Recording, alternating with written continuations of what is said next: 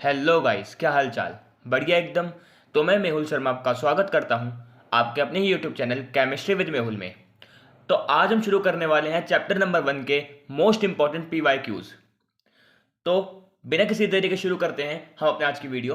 तो पहले हम यहाँ पे बात करेंगे 1 मार्क क्वेश्चन के बारे में। पहले हम बात करेंगे 1 मार्क क्वेश्चन के बारे में, उसके बाद हम बात करेंगे 2 मार्क क्वेश्चन के बारे में, फिर 3 और 5 मार्क्स क्वेश्चन के बारे में हम बात करेंगे चैप्टर नंबर 1 के। और हम ये सब इसी एक वीडियो के अंदर कवर करने वाले हैं। ठीक है, करीब करीब 30 से 40 क्वेश्चन हम इस वीडियो में कवर करेंगे। ठीक है, तो काफ़ी बड़ी वीडियो होगी, पर आपके जितने भी डाउट है सारे डाउट क्लियर हो जाएंगे। तो चलिए पहले हम बात करते हैं 1 मार्क क्वेश्चन के बारे में। तो करीब करीब 9 या 10 क्वेश्चन होंगे 1 मार्क के। तो चलिए देखिए, हम बात करें यहाँ पे 1 मार्क क्वेश्चन के बारे में। तो पहला क्वेश्चन देखिए क्या कह रहा है। पहला क्वेश्चन आपको कह रहा है, in electrolysis of water why is the volume of gas collected over one electrode double that of gas collected over the other electrode. यानी कि हमसे कह रहा है, जब हम पानी का इलेक्ट्रोलाइसिस करते हैं, यानी कि पानी को जब हम इलेक्ट्रिसिटी की मदद से जब आयंस के अंदर जब तोड़ देते हैं, ठीक है, तो उसमें जो इलेक्ट्रोड के अंदर गैस इकट्ठा होती है, तो उसमें एक गैस डबल क्यों होती है एज कंपेयर टू दूसरी गैस। अब आप ये समझ गए होंगे जिसने चैप्टर पढ़ा है ये वाला। तो मैंने आपको बताया था एक्टिविटी के अंदर, ये जो क्वेश्चन है आपका एक्टिविटी में से निकला गया है। जिसने वीडियो देखी होगी उसको पता होगा कौन सी एक्टिविटी का क्वेश्चन है ये वाला। तो ये आपका जो क्वेश्चन है ये एक्टिविटी 1.7 का क्वेश्चन है, जिसके अंदर हमने इलेक्ट्रोलाइसिस ऑफ वाटर के बारे में पढ़ा था। तो क्या था इलेक्ट्रोलाइसिस ऑफ वाटर, एक बार हम इसको समझते हैं। तो देखिए, इलेक्ट्रोलाइसिस ऑफ वाटर में हमने कुछ ऐसा किया था। हमने एक बीकर लिया था जिसके अंदर हमने पानी भर रखा था, और इसके अंदर हमने इलेक्ट्रोड लगा रखे थे, माफ करिए टेस्ट ट्यूब लगा रखी थी। और इस टेस्ट ट्यूब के अंदर हमने इलेक्ट्रोड डाल रखे थे, एनोड और कैथोड। इसको हमने जॉइन कर दिया था एक बैटरी से, और यहाँ पे स्विच। ठीक है, कुछ इस तरीके से था। अब जैसे हम इसके अंदर इलेक्ट्रिसिटी पास करेंगे तो इसमें गैस इकट्ठा शुरू होने लग जाएंगी। इसमें कुछ गैस शुरू हो जाएगी इकट्ठा होना, और जो गैस होंगी, जो कैथोड होगा उसमें होगी हाइड्रोजन गैस, जो एनोड होगा उसमें होगी ऑक्सीजन गैस, और जो हाइड्रोजन गैस होगी वो डबल होगी। हाइड्रोजन गैस डबल होगी as compare to oxygen gas. और ये था आपका इलेक्ट्रोलाइसिस ऑफ वाटर। और ये आपको किसमें पढ़ाया गया था? ये आपको पढ़ाया गया था एक्टिविटी 1.7 के अंदर। एक्टिविटी 1.7 में यही बताया गया था। तो अब हमसे क्वेश्चन ये पूछ रहा है कि जो हाइड्रोजन गैस है वो डबल क्यों है as compare to oxygen gas जब हम इलेक्ट्रोलाइसिस ऑफ वाटर करते हैं। तो देखिए इसका आंसर मैं आपको बताऊं। इसका आंसर ये होगा कि जब हम पानी को तोड़ेंगे, जब हम पानी का इलेक्ट्रोलाइज करेंगे, H2O था, H2O को जब हम तोड़ेंगे in the presence of electricity, तो देखिए क्या होगा यहाँ पे।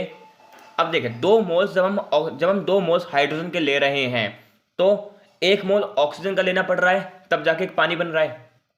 जब हमने 2 मोल हाइड्रोजन के लिए और 1 मोल ऑक्सीजन का लिया, तब जा करके हमें क्या मिल रहा है? हमें मिल रहा है H2O। यही हो रहा है। तो यानी कि जब हम इसको तोड़ेंगे तो भी हमें वही मिलेगा ना। जब हमने इसको तोड़ा तो हमें 2 मोल हाइड्रोजन गैस मिलेगी और 1 मोल ऑक्सीजन गैस मिलेगी, तब जाकर के ही आपका पानी का क्या हो रहा है? इलेक्ट्रोलाइसिस हो रहा है। तो इसीलिए जब हम पानी का इलेक्ट्रोलाइसिस करते हैं तो उसमें क्या हो जाता है कि आपको 2 मोल्स किसकी मिलती हैं? हाइड्रोजन गैस की, और 1 मोल किसका मिलता है? ऑक्सीजन गैस का। इसलिए हाइड्रोजन गैस डबल होती है as compare to oxygen gas. तो इसका आंसर देखिए किस तरीके से लिखेंगे। इसका आंसर हम इस तरीके से लिखेंगे, during formation of water 2 moles of hydrogen and 1 mole of oxygen gas is required. So when we break down H2O, so we get H2 gas double as compared to oxygen gas. वही चीज़ है कि जब हमने hydrogen gas और oxygen gas को जब हमने मिलाया तो हमें 2 मोल्स हाइड्रोजन के लेने पड़े और 1 मोल हमें ऑक्सीजन गैस का लेना पड़ा। तो जब हम इसको तोड़ेंगे तो हमें 2 मोल्स हाइड्रोजन गैस के मिलेंगे और 1 ही मोल ऑक्सीजन गैस का मिलेगा। इसीलिए हाइड्रोजन गैस डबल होती है as compare to oxygen gas. तो ये था आपका पहला क्वेश्चन। अब बात करते हैं सेकंड क्वेश्चन के बारे में। तो सेकंड क्वेश्चन देखिए क्या करा है, what can be seen when a strip of copper is place in silver nitrate. यानी कि अगर हमने कॉपर की स्ट्रिप को किस में डाल दिया? सिल्वर नाइट्रेट में डाल दिया, यानी कि AgNO3 में डाल दिया, तो क्या होगा? तो अब देखिए, आपको रिएक्टिविटी सीरीज याद है? अगर नहीं याद है तो आपको मैं बताता हूँ रिएक्टिविटी सीरीज क्या थी। तो देखिए, ये है आपकी रिएक्टिविटी सीरीज। अब ये रिएक्टिविटी सीरीज के अकॉर्डिंग देखिए, potassium, sodium, calcium, magnesium, aluminium, zinc, iron, tin, lead, hydrogen, copper, mercury, silver, gold. अब देखिए इसको याद कैसे करेंगे। इसको याद करने का भी एक बहुत अच्छा तरीका था। कहो ना कल मंगल जंगल फिरा, संग फिर भी हमको हमको मरकरी, सिल्वर, गोल्ड दिया। देखिए कहो ना, पोटेशियम और सोडियम से हो गया कहो ना, कैल्शियम यानी कि कल, मैग्नीशियम और एल्यूमिनियम हो गया मंगल, जिंक हो गया जंगल, Fe हो गया आयरन यानी कि फिरा, संग यानी कि टिन, फिर भी लेड, हमको हाइड्रोजन और कॉपर, मरकरी, सिल्वर, गोल्ड दिया। तो कैसे बोलेंगे इसको? कहो ना कल मंगल जंगल फिरा, संग फिर भी हमको मरकरी, सिल्वर, गोल्ड दिया। तो ये आपकी रिएक्टिविटी सीरीज याद करने का एक तरीका। ठीक है, आप को इससे अच्छा तरीका अगर आपको लगता है तो आप इससे अच्छे तरीके से याद कर सकते हैं। मुझे ये तरीका अच्छा लगा था, इजी लगा था तरीका, इसलिए मैंने इस तरीके से याद किया था। ठीक है, तो अब देखिए इस रिएक्टिविटी सीरीज के अकॉर्डिंग जैसे जैसे हम नीचे जाते रहेंगे, जैसे जैसे हम रिएक्टिविटी सीरीज में नीचे जाते रहेंगे, तो जो एलिमेंट हैं वो लेस रिएक्टिव होते रहेंगे। क्या होते रहेंगे? लेस रिएक्टिव होते रहेंगे। यानी कि पोटेशियम क्या होगा? पोटेशियम हाईली रिएक्टिव होगा, पोटेशियम हाईली रिएक्टिव होगा। और वहीं जो गोल्ड है वो सबसे लीस्ट रिएक्टिव होगा। गोल्ड सबसे लीस्ट रिएक्टिव होगा। क्यों? क्योंकि वो रिएक्टिविटी सीरीज में सबसे नीचे आ रहा है। ठीक है, कोई दिक्कत? अब हमसे क्या कहा था? हमसे कहा था कि अगर हमने कॉपर को सिल्वर नाइट्रेट में डाल दिया तो क्या होगा। अगर हमने कॉपर को सिल्वर नाइट्रेट में डाला तो क्या होगा। तो देखिए अब आप यहां पे देखिए कॉपर कहां है और सिल्वर कहां है। कॉपर आपका ये रहा और सिल्वर आपका ये रहा। कॉपर ऊपर है और सिल्वर नीचे है, यानी कि कॉपर Ag को इजीली क्या कर देगा? डिस्प्लेस कर देगा। कॉपर सिल्वर को क्या कर देगा? Easily displace. और जैसे ही कॉपर ने सिल्वर को डिस्प्लेस किया तो यहां से सिल्वर नाइट्रेट से क्या बन जाएगा? कॉपर नाइट्रेट, और वहां पे सिल्वर बाहर निकल जाएगा। तो ये रिएक्शन किस तरीके से हो जाएगी? ये हो जाएगी CuNO3 का CuNO3 का होल ट्वाइस प्लस Ag, और ये है आपकी रिएक्शन। यानी कि ये रिएक्शन इस तरीके से आगे प्रोसीड हो जाएगी। ठीक है, कोई दिक्कत नहीं, समझे? क्योंकि रिएक्टिविटी सीरीज में जो कॉपर है वो हाईली रिएक्टिव है एज कंपेयर टू सिल्वर, तो सिल्वर को कॉपर क्या कर देगा? डिस्प्लेस कर देगा और वहां पे कॉपर नाइट्रेट बना लेगा। ठीक है, तो ये देखिए ये है इसका आंसर। जब हमने कॉपर की स्ट्रिप को सिल्वर नाइट्रेट में डाला तो यहां से कॉपर नाइट्रेट बन जाएगा और यहां से सिल्वर बाहर निकल जाएगा। तो ये है आपकी बैलेंस केमिकल रिएक्शन इस आंसर की। ठीक है, नोट कर लीजिए इसको। बढ़ते हैं हम अगले क्वेश्चन के ऊपर। अपना अगला क्वेश्चन देखिए क्या कर रहा है। Complete and balance the reaction. सामने आपको रिएक्शन गिवन है, इसको आपको कंप्लीट करना है, उसको बैलेंस करना है। सोडियम हाइड्रोक्साइड, सोडियम हाइड्रोक्साइड क्या होता है? NaOH plus sulphuric acid, sulphuric acid क्या होता है? H2SO4। अब आपको इसको क्या करना है? कंप्लीट करना है इस रिएक्शन को। सोडियम हाइड्रोक्साइड और सल्फ्यूरिक एसिड।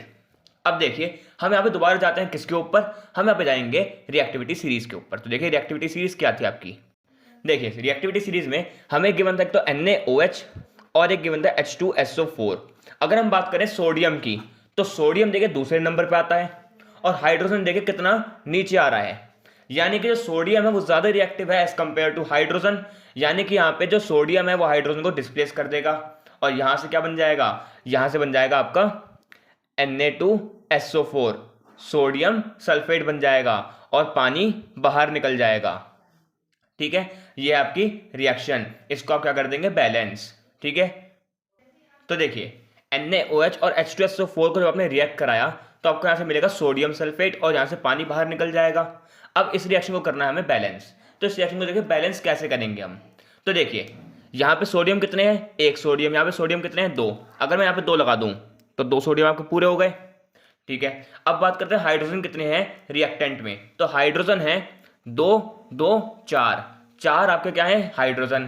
पर प्रोडक्ट में हाइड्रोजन कितने हैं? सिर्फ 2। तो यहाँ पे अगर मैं 2 लगा दूं तो हाइड्रोजन भी आपका यहाँ पे 4 कंप्लीट हो गए। और ऑक्सीजन कितने हैं?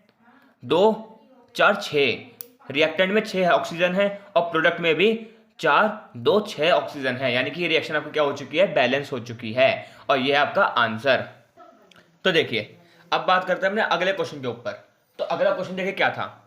अगला क्वेश्चन आपको कह रहा है name and state the law which kept in mind when we balance the chemical equation, यानी कि जब हम किसी भी रिएक्शन को क्या कर रहे हैं, बैलेंस कर रहे हैं, तो बैलेंस करते वक्त हम कौन सा लॉ यानी कौन सा नियम का हम उपयोग करते हैं जब हम किसी भी रिएक्शन को क्या कर रहे हैं, बैलेंस। तो ये काफी अच्छा क्वेश्चन है, इसमें थोड़ा दिमाग भी लग सकता है। तो देखिए बात करें तो देखिए जब हम कभी भी रिएक्शन को क्या कर रहे हैं, बैलेंस करते हैं, तो हम क्या कर रहे हैं, हम नंबर ऑफ एटम्स को क्या कर रहे हैं, बैलेंस करने एक तरीके से हम ये बोल सकते हैं।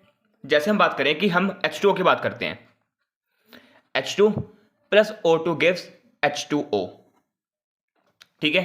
तो यहां पे 2 ऑक्सीजन यहां पे लगा दिया और यहां पे 2 यहां पे लगा दिया। अब आपकी रिएक्शन क्या हो चुकी है, बैलेंस। तो हमने यहां पे क्या किया, हमने ऑक्सीजन एटम को बैलेंस किया, उसके बाद फिर हमने हाइड्रोजन एटम को बैलेंस किया, यानी कि हम क्या कर रहे हैं, बेसिकली हम एटम्स को क्या कर रहे हैं, एटम्स को बैलेंस कर रहे हैं। और एटम्स को जब हम बैलेंस कर रहे हैं, यानी कि किसी भी रिएक्शन के अंदर जो एटम है वो ना तो बढ़ेगा और ना ही घटेगा, जो एटम है ना तो बढ़ेगा और ना ही घटेगा, जो मास है किसी भी रिएक्शन में ना तो वो बढ़ेगा और ना ही वो घटेगा, जितना मास हम ले रहे हैं उतना ही मास हमें मिलेगा। यही कहता है हमें नियम इस रिएक्शन के अकॉर्डिंग। ये जो हमने बैलेंस किया है इसके अकॉर्डिंग हम यही बोल रहे हैं कि जब हम किसी भी रिएक्शन को बैलेंस करेंगे तो जो उस रिएक्शन के अंदर एलिमेंट्स का जो मास होगा ना तो वो बढ़ेगा और ना ही वो घटेगा, यानी कि the mass can neither be created nor be destroyed, यानी कि कौन सा बोलता है लॉ, ये बोलता है law of conservation of mass, और ये है आपका लॉ जिसके कारण हम किसी भी रिएक्शन को क्या करते हैं, बैलेंस करते हैं। ठीक है, क्या है, law of conservation of mass, law of conservation of mass, ये है आपका नियम जिसके अकॉर्डिंग हम किसी भी रिएक्शन को क्या कर रहे हैं, बैलेंस। क्योंकि रिएक्शन के अंदर जो मास है किसी भी एलिमेंट का ना तो वो बढ़ रहा है और ना ही वो घट रहा है। देखिए अगर हमने यहाँ पे 4 मोल हाइड्रोजन के लिए हैं तो 4 ही मोल हाइड्रोजन के हमें यहाँ पे मिले हैं, 2 मोल ऑक्सीजन के यहाँ पे लिए हैं तो 2 ही मोल ऑक्सीजन के हमें यहाँ पे मिल रहे हैं, यानी कि जो मास है ना तो बढ़ा है और ना ही मास घटा है। तो इसके अकॉर्डिंग हम ये बोल सकते हैं law of conservation of mass वो लॉ है जिसके अकॉर्डिंग हम किसी भी रिएक्शन को क्या करते हैं, बैलेंस करते हैं। आई होप कि आपको समझ आया होगा। ठीक है, नोट कर लीजिए। बढ़ते हैं अपने अगले क्वेश्चन के ऊपर। देखिए अगले क्वेश्चन की बात करें तो काफी प्यारा क्वेश्चन है वाला, इस क्वेश्चन को समझिए पहले आप। देखिए क्वेश्चन क्या कह रहा है, hydrogen being a highly inflammable gas and oxygen being a supporter of combustion, yet water, a compound made up of hydrogen and oxygen, is used to extinguish the fire. Why? तो देखिए question हमें कह रहा है कि जो hydrogen gas है वो बहुत ज्यादा इनफ्लेमेबल गैस है, यानी कि बहुत जल्दी वो जल जाती है और बहुत तेजी से जलती है। वहीं जो ऑक्सीजन गैस है वो कंबशन में क्या करती है, मदद करती है, यानी कि कभी भी आग लगेगी तो वो किसकी प्रेजेंस में लगेगी, वो लगेगी ऑक्सीजन गैस की प्रेजेंस में। ठीक है, यानी कि दोनों की दोनों जो गैसेस हैं वो फ्लेमेबल गैसेस हैं, हम ये बोल सकते हैं। पर इन दोनों गैसेस से मिलने वाला जो कंपाउंड है पानी, इन दोनों गैसेस से बनने वाला जो कंपाउंड है जिसको हम बोलते हैं पानी बोले तो H2O, तो जो H2O है वो फायर को बुझाने में मदद करता है, फायर को बुझाने में, एक्सटिंग्विश करने में मदद करता है। तो ऐसा क्यों, आखिर ऐसा क्या है कि जब हम 2 एलिमेंट्स ले रहे हैं जो कि फ्लेमेबल हैं पर उससे बनने वाला जो कंपाउंड है पानी वो एकदम से उसकी प्रॉपर्टी क्या हो रही है, चेंज हो रही है। तो ऐसा क्यों हो रहा है, इसके पीछे क्या राज है, इसके पीछे क्या राज है, क्या रीजन है इसके पीछे। तो इस रीजन का हम यहां पे करने वाले खुलासा। ठीक है, तो देखिए आपने 9th क्लास में पढ़ा होगा कि जो कंपाउंड्स होते हैं उनकी जो प्रॉपर्टी होती है, कंपाउंड्स की जो प्रॉपर्टी होती है वो डिफरेंट होती है as compare to their respective elements. अगर हम किसी भी 2 एलिमेंट्स के साथ या 3 एलिमेंट्स के साथ रिएक्ट करते हैं और एक प्रोडक्ट बना देते हैं, एक प्रोडक्ट बन जाता है, कंपाउंड बन जाता है, तो उस कंपाउंड की जो प्रॉपर्टी होगी वो उसके रिस्पेक्टिव एलिमेंट से क्या होगी, अलग हो जाएगी। क्यों, क्योंकि उसके अंदर क्या हो रहा है, इलेक्ट्रॉन का ट्रांसफर हो जाएगा। इलेक्ट्रॉन का जब ट्रांसफर हो जाएगा तो उसकी जो प्रॉपर्टी है वो चेंज होने लग जाएंगी। ऐसा क्यों होगा, क्योंकि वो किस पे पहुंच जाएंगी, वो चली जाएंगी नोबल गैस कॉन्फ़िगरेशन के ऊपर। और जैसे ही कोई भी एलिमेंट नोबल गैस कॉन्फ़िगरेशन पा लेगा तो वो अपनी जो रिएक्टिवनेस है उसको कम करने लग जाएगा, या फिर हम कहते हैं रिएक्टिवनेस को खत्म कर देगा।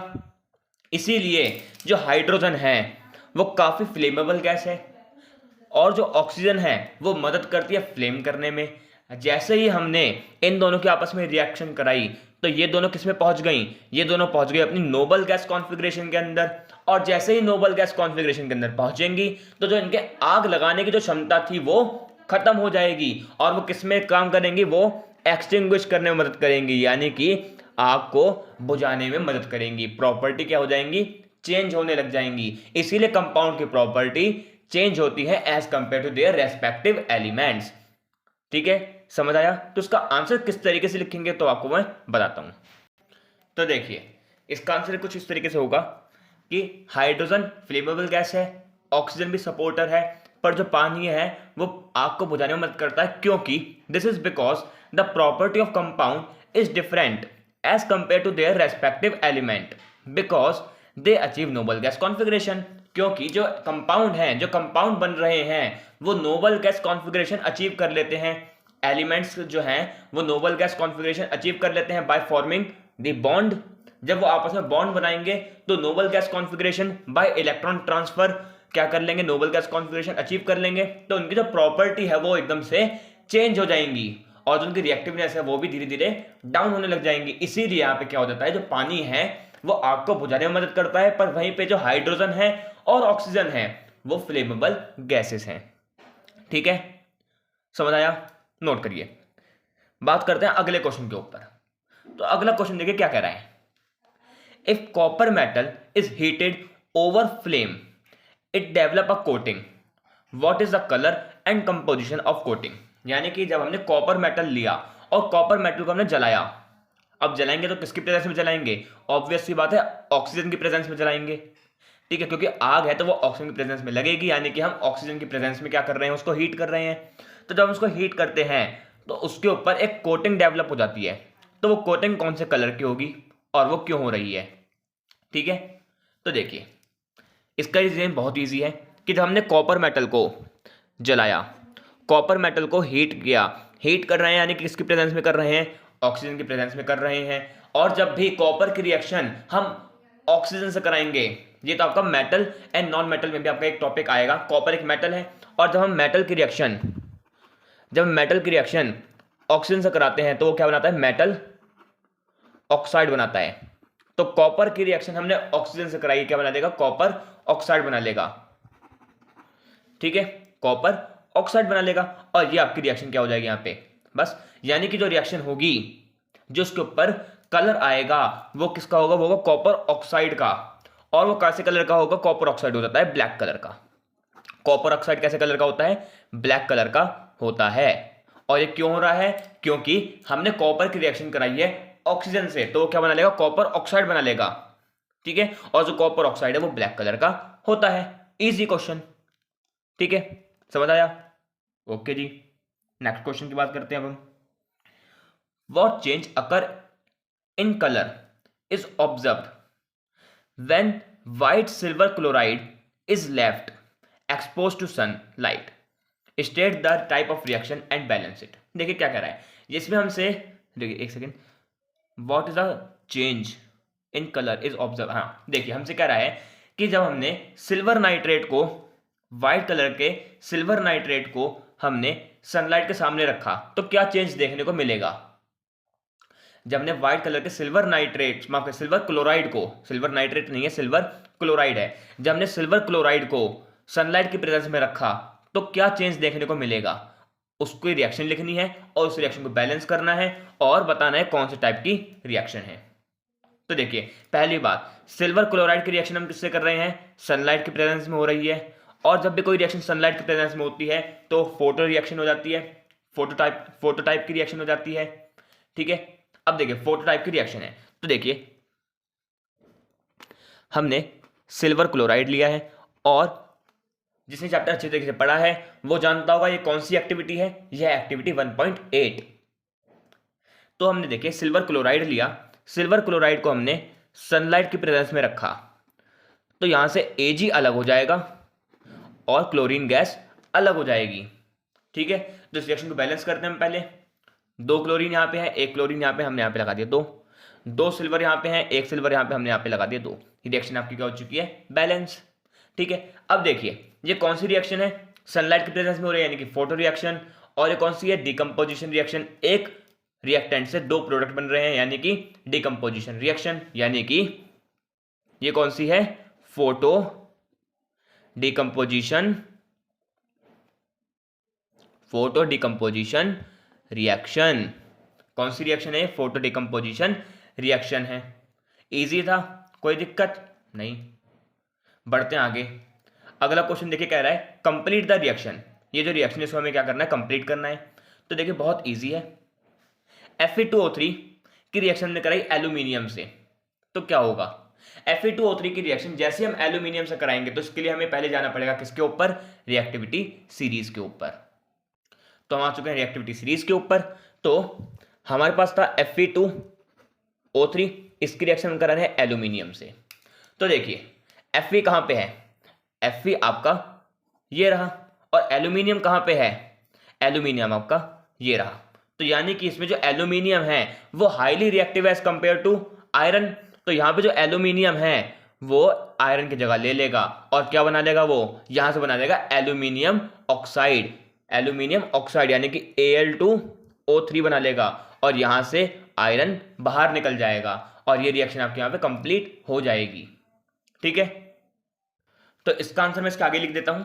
जो Fe2O3 है, जो Fe है वो कम reactive as compare to aluminium. तो यहां पे हम बात करें क्या बन जाएगा, यहां पे Al2O3 प्लस Fe, और ये आपकी रिएक्शन क्या हो चुकी है, बैलेंस हो चुकी, माफ करिए कंप्लीट हो चुकी है। इसको बैलेंस करने की बात करें तो देखिए इसको बैलेंस कैसे करेंगे। 2 आयरन आपको यहाँ पे रिएक्टेंट साइड में दिख रहे हैं, पर प्रोडक्ट साइड में सिर्फ एक ही आयरन है, तो यहाँ पे हमने 2 यहाँ पे लगा दिया, 2 आयरन यहाँ पे, 2 आयरन यहाँ पे।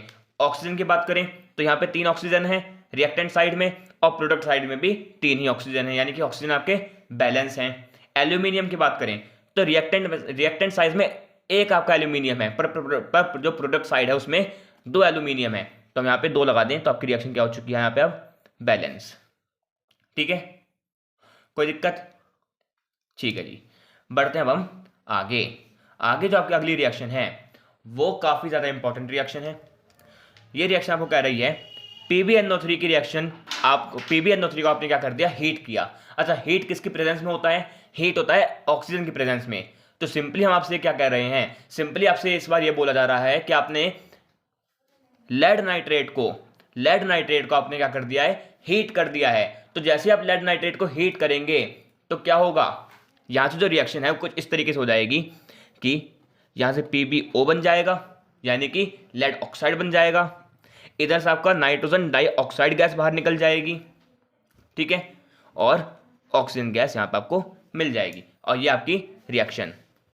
ठीक है, आपने लेड नाइट्रेट को रिएक्ट कराया ऑक्सीजन की प्रेजेंस में, तो आपको लेड ऑक्साइड, नाइट्रोजन डाइऑक्साइड और ऑक्सीजन गैस आपको यहाँ पे बाहर निकल के मिल जाएगी। ठीक है, ये थी आपकी रिएक्शन। आई होप आपको समझ आया होगा। बढ़े आगे, नोट करिए इसको। तो 1 मार्क क्वेश्चन का आपका लास्ट क्वेश्चन है, और ये लास्ट क्वेश्चन बहुत इंपॉर्टेंट है, काफी इंपॉर्टेंट क्वेश्चन है वाला। तो देखो क्वेश्चन क्या कह रहा है, why respiration is consider as exothermic reaction. पहले बात कि एक्सोथर्मिक रिएक्शन क्या होता है, ये जो आपको शब्द लिखा है एक्सोथर्मिक, इसका मतलब क्या होता है। तो एक्सोथर्मिक का मतलब होता है ऐसा प्रोसेस, एक्सोथर्मिक,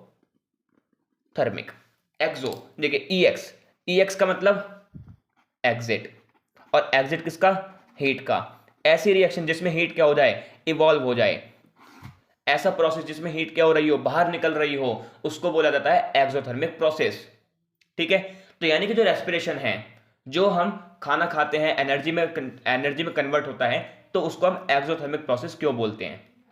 तो देखिए ऐसा क्यों होता है, क्योंकि जब हम खाना खा रहे हैं, हमने खाना खाया, वो खाना क्या होगा, डाइजेस्ट होगा,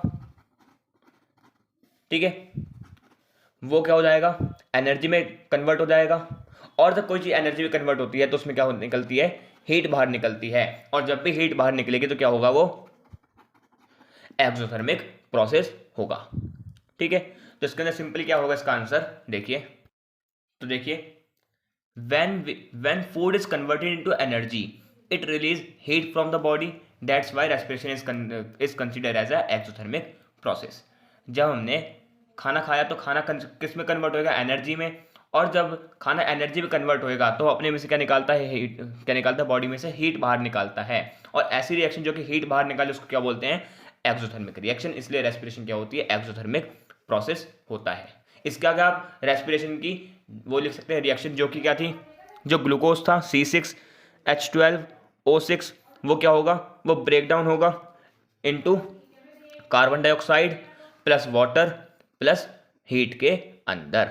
और इसीलिए यहाँ पे जब भी हीट बाहर निकल रही है, यानी कौन सी रिएक्शन है ये, एक्सोथर्मिक रिएक्शन है। और ये था आपका 1 मार्क के क्वेश्चन। आई होप कि आपको समझ आए होंगे। तो एक काम करते हैं अब हम 2, 3 और 5 मार्क्स के क्वेश्चन, उसको हम करते हैं अपनी अगली वीडियो के अंदर। तब तक के लिए आप इन 1 मार्क क्वेश्चन को अच्छी तरीके से पढ़िए और चैप्टर को आप अच्छी तरीके से आप पढ़ते रहिएगा। कोई भी डाउट हुए तो आप उसको कमेंट बॉक्स में लिखिए, आपको मैं सारे डाउट आपके क्लियर कर दूंगा, ठीक है। आई होप कि आपको जो क्वेश्चन है आपको समझ आए होंगे, क्वेश्चन आपको अच्छे लगे होंगे। अगर आपको वीडियो अच्छी लगी है तो वीडियो को लाइक करिएगा, चैनल पर नए हैं चैनल को सब्सक्राइब करिएगा। और आपको क्वेश्चन यूजफुल लग रहे हैं तो वीडियो को अपने दोस्तों को भी शेयर करिएगा, जिससे वो भी अपने बोर्ड्स की तैयारी कर सकें अच्छी तरीके से। तो मिलते हैं आपको अगली वीडियो में 2, 3 और 5 मार्क्स के क्वेश्चन के साथ। तब तक के लिए गुड बाय।